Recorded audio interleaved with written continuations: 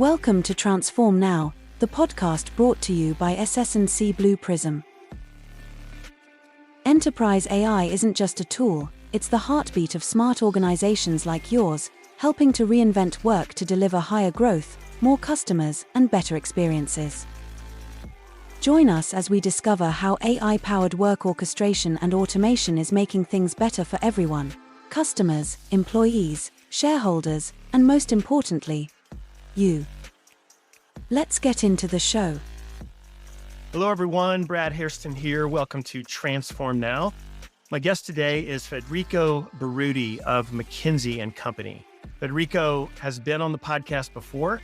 He is a partner in McKinsey's financial services industry team, and he also leads the firm's automation practice. Federico, welcome back. Why don't you share some details about yourself? Thank you so much for having me, Brad, and delighted to be back again.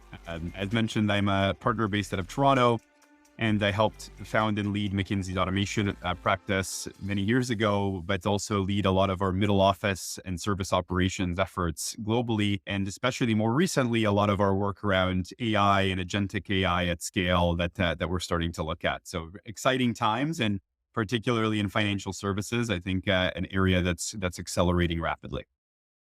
Yeah, absolutely. I mean, this AI renaissance that we're experiencing is driving so much change, and you're right. Financial services is right in the middle of it, which is where you spend most of your time.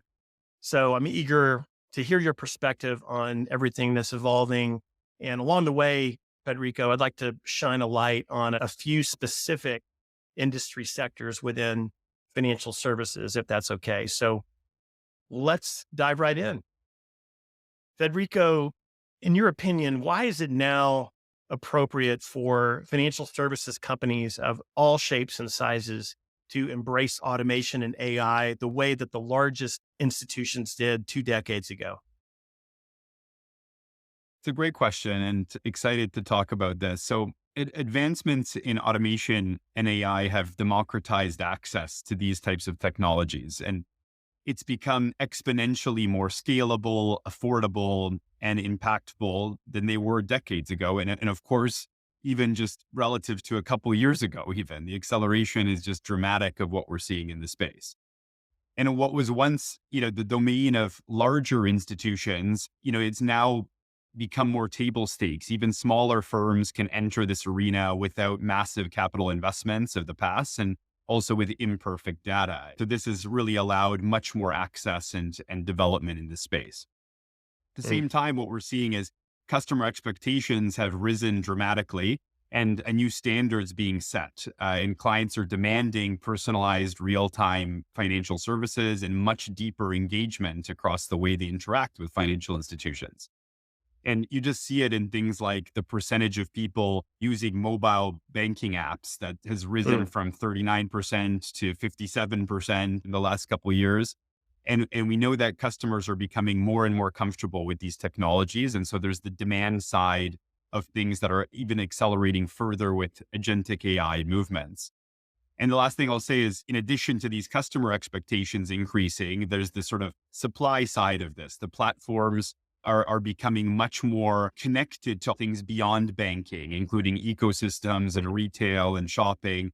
And so all of this is trying to improve this productivity of banking that has actually declined overall in the last 20 years. And most banks in most markets have actually struggled to unlock true scale. And so while we're seeing increasingly sophisticated cyber attacks and continued data quality issues and margin compression and uncertain regulatory elements, all these factors are putting pressure on banks to find better solutions and ways of working and take this quite seriously. Interesting. Well, let's talk about the world of financial advisors and fund managers and analysts. How do you see AI reshaping their roles in the years to come? Great question. On the advisory side, so historically, automation and even pretty recent AI and Gen AI advisory cases, like different types of workbenches or summarization of reports and synthesis and meeting preparation, these types of things have been largely focused on augmentation and productivity tools to help advisors do their job more effectively, faster, and save also administrative time on some of these areas. What we're Hmm. starting to see now, it has been with some of the advances in AI, specifically with agentic, is is fundamentally different in the sense that the agentic AI can operate as a digital FTE helper that's autonomously executing tasks and helping to make decisions, which will shift some of this workload between this human and kind of digital agentic workers balance. And so we're starting to see people like thinking about this around advisory and strategic roles because AI will take over more and more of the routine and technical tasks, and financial professionals will focus on the strategic advice, right? Interpreting the most complex scenarios, addressing compliance and ethical issues. And we're really getting to this point of advisors starting to need hyper specialization. The idea that domain knowledge or expertise will become increasingly important for humans that for more complex and deeper cases versus the things that intelligent assistants will be able to drive. So in addition to interpreting some of the AI insights, new skills will become important, like just like advisors will have low code, no code proficiency more and more, and different skill sets and training and performance management that will start to rewire these advisory environments in financial institutions. So it's quite an exciting shift and quite an Yeah. accelerated shift that we're starting to see. Yeah, absolutely. Well, certainly the asset management realm is going through change these days as a result of technology innovation. How do you think AI is improving portfolio optimization and asset allocation for institutional investors and asset managers? Yeah, this is an amazing kind of area because I think AI is not just improving it, but in some ways, some would say that it's revolutionizing portfolio optimization and asset allocation for these types of players. We're seeing it across kind of three main areas. One is, I think there's going to be more informed investment decisions. So the ability to ingest vast amounts of structured and unstructured data, including financial reports, trends, sentiment analysis, alternative data sources. We've seen folks looking at satellite imagery, social media, like all sorts of types of predictions that you're going into this to stress test portfolios against even extreme events. And this allows the asset managers to evaluate and develop insights and correlations that were previously, very time consuming or much more difficult to do. And they can do this much more in real time. The second is around dynamic portfolio optimization and essentially all the automation that can come with portfolio management in this way, because these Mhm. models often have relied on static assumptions from the past. And now with AI, you can, enable quite a bit of dynamic real-time adjustment to this and respond more quickly to these types of events. And then there's, I think, some of the predictive analytics and risk management elements around this, combined with, I think, some of the personalization and customizations that would allow you to tailor portfolios that align with specific client preferences, risk tolerances, investment goals in a different way. So this combination of speed, precision, scalability, flexibility, I think is really changing this portfolio management space quickly. Yeah. And perhaps an add-on question to that, how can those asset managers leverage AI to enhance client reporting and regulatory compliance? Those are obviously things they spend a lot of their time doing. So if you could speak to that, that would be great. Yeah, I think like there's two sides to the coin on this. One is that you can significantly enhance client reporting and regulatory compliance with automated processes that are clear, less manual intervention, more accuracy, deeper insights. And this all gives quite a bit of confidence. Of course, Mhm. all of it that touches AI it will need to be explainable, right? And so, there's kind of the two flips of the coin there to make sure that you reduce the manual effort in interventions, you automate this, you integrate more data sources, and you can give regulators a lot of confidence on how you've structured this with respect to the standards. But you have to be able to explain it and have a common language and understanding around how you do that. And Right. so I think there's there's quite a proactive push here where more and more AI is being used to monitor transactions, flag suspicious activities, detect anomalies, indicators of non-compliance, right? But so it allows asset managers all of that extra, and then an ability to then translate that proactively to improved regulatory compliance. Federico, what about banks, credit unions, trust? Could you speak to the role that AI is playing in those types of companies around things like client engagement and retention and other areas? Absolutely. So, I would summarize it as there's sort of three main dimensions where we're seeing quite a bit of activity across these types of players. So first of all, personalization of engagement at scale. And we really mean hyper personalization. That's that kind of buzzword with micro segmentation, like just a lot more detailed and thoughtful design around the experiences of analyzing client data, tailored recommendations, proactive communication, and quite a bit of orchestration around, micro segments to seamlessly, think about every channel, every interaction and foster deeper relationships, but also likely have some that are autonomous because over time, with some of the agentic elements emerging, clients will be able to, by further segment, also interact with agents before they need to go to a human and get much deeper sort of loyalty to information from that level of engagement. So I would call that sort of personalization as the first bucket. The second is, this retention and trust building. AI can predict your needs, identify churn risks, enhance security in the fraud prevention, and empower the institutions to address kind of concerns, but also be there for important moments for a client that are predictable through seeing their spending patterns, seeing the times in their life and the big meaningful moments that are coming up, things like that. And I think those types of things will help strengthen trust and retain clients through those important moments that matter, if you will. And the last is, I think, through servicing and insights, right? The unlock around onboarding, automation through virtual assistants, real-time financial insights, in going beyond banking, even on some of those types of things. There's financial wellness tools, improved client satisfaction, connections to, for example, local retail or other things that are connected to your life's moments. Those will build quite a bit of trust and momentum with the clients. And so I think those are the three kind of main buckets. And in particular, I think that Gen AI and Agentic are addressing pain points around real-time value and scaling. Like, for example, I can imagine a world where Gen AI agents can support humans to understand the complexity of AI's decisions and then they can set this directly in motion in personalized actions. And so I think there's quite a bit of stuff to build upon even these layers that I mentioned. Yeah. And Federico, I know you spend a lot of your time working with banks specifically of different sizes and shapes. And many of them are setting themselves apart in their ability to deploy enterprise AI and use it to transform their company. What is it that those companies you think are doing really, really well?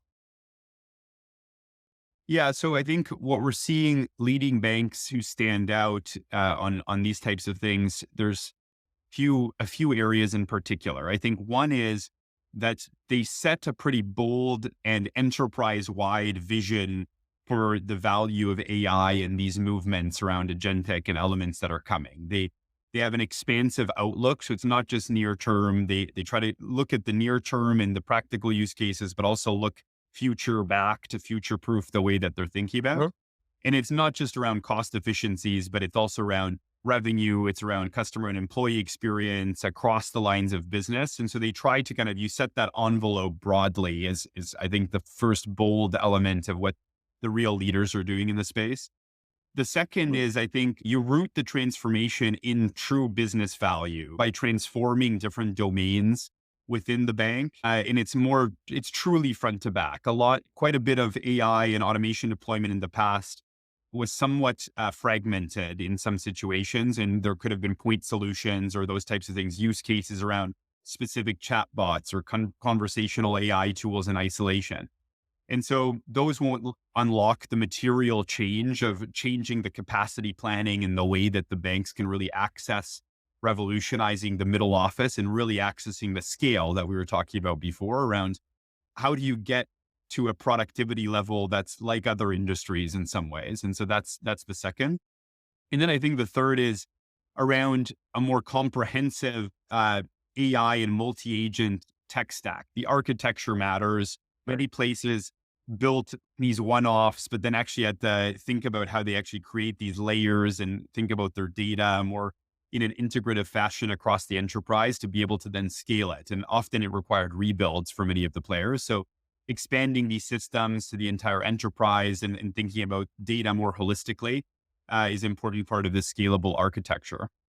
And the last thing I'll say is just around kind of really sustaining this scale value with the critical enablers, right? There's cross-functional business elements, technology, the way the AI teams work, and having some kind of central control tower that starts to look at this, that also looks at the risks angles of it. I see it as sort of the model risk management of the future of the live dashboards that start to show you where your inherent risks are also from the AI perspective within the banks and those types of guardrails. So I think the reuse of those types of capabilities and having some of the foundations right is important. And those are some of the observations of what the best players are doing. Great stuff. Federico, while the momentum around AI has been constantly building, there's been an equal amount of attention paid to the risk of AI and how they're being mitigated and regulated. How do you think firms can best navigate the regulatory and compliance considerations surrounding AI in financial decision making? That's a great, very important question and related to a bit of the foundations I was referring to. But having a robust governance framework around this, if they haven't started to build one, they need to build one now on these types of oversight mechanisms for all their AI systems and deployments. And as mentioned, this concept of becoming a live sort of dashboard or living model that looks across the organization and thinks about internal inherent potential biases, vulnerabilities as a result. And you need to start to build a bit of a best practice around that. And there's a few elements to it. I think one is around accountability for AI-driven decisions, around the transparency and explainability that I mentioned, that makes sure that we're interpreting results correctly and can explain them to clients or to regulators. The mitigation of biases and rigorous testing around it. And then I think as a result, through the frameworks, I think these institutions also need to have open and proactive dialogues with regulators on this as it continues to innovate and based on their use cases, but also to make sure that data privacy and security elements continue to improve around the protocols and the guidelines for AI use more broadly become very robust. So once that type of thinking and responsible AI principles are put in place, then it's more of an iterative, I think, discussion because it's evolving very rapidly and organizations have to keep that at top of mind as they continue to evolve in the space. Okay. So looking ahead, Federico, what are your thoughts on the emerging AI innovations that are going to have the most profound impact on financial services companies, say, over the next 5 years? It's a great question. Of course, don't have the crystal ball on all of that, but I think that there's going to be a significant impact on these orchestrated multi-agent systems that start to really change this engagement model with clients, but also the ability to start to revolutionize a little bit of the traditionally very difficult to access or to kind of get right in the middle office of these financial institutions where there's still a lot of manual effort and it made it very difficult for banks to become more productive at scale. So over time, I think it means that financial institutions will start to have dozens, if not hundreds of different types of AI agents at their disposal, trained on different types of tasks from knowledge agents to decisioning agents to managerial agents. And these agents can continuously be trained to become better over time and managed across the different types of workflows. But it means that you can get to some elements that become sort of automatically handled in general operations and middle office components of different types of financial institutions. Whereas specialized and leaner and smaller human teams will continue to oversee these agents, but also deal with some of the more complex elements that the multi-agent systems can't. And so to still bring that human touch to many of these components. And all of these AI agents, I think, become powered with different types of LLMs that are fine-tuned and domain-specific and much more kind of factual and based on also kind of constrained LLMs that are become proprietary to these types of banks over time. And so I think that starts to make it more and more controlled and manageable, but creates more and more value specific to a financial institution strategy of what they're trying to deliver to the client. Well, Federico, I could sit here and listen to you all day, talk about this stuff. It's just so interesting. Thank you so much for coming back to the podcast and sharing your perspective on the intersection between automation, AI, and the financial services industry. Such an exciting time we live in, and you're certainly right on top of it. So thank you for being here. I appreciate it, and I wish you the very best. Thanks so much, Brad. Pleasure to be here. Talk soon. Thank you for listening to Transform Now, the podcast from SS&C Blue Prism. You can find all of our episodes on your favorite podcast channel, as well as YouTube. To stay on top of the hottest topics in the world of enterprise AI, subscribe now. The future of work is here.